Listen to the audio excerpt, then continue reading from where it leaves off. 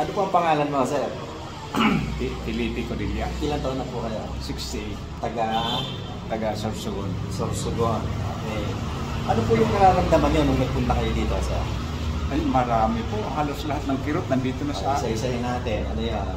Frozen shoulder, Frozen shoulder. back pain, Lower back pain.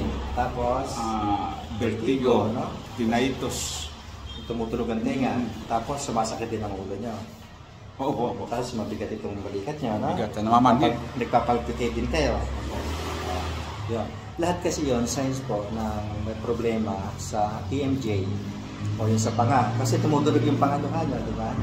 O yun po, lahat ng problema na sinabi nyo kanina, galing dun sa panga. Eh ngayon po, kamusta naman po?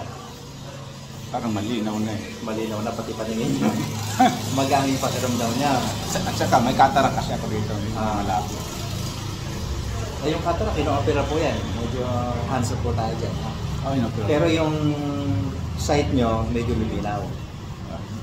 malinaw naman dati ko nito. Pero ang tanan ko eh. Tapos yung paghinga, yung palpitation, nawala, no?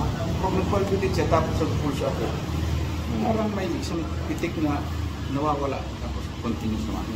Ngayon po, how do you feel? Normal siya kaya, ano? That's it. Salamat po sa Diyos. Salamat sa Diyos. Salamat sa Diyos. Salamat sa Diyos.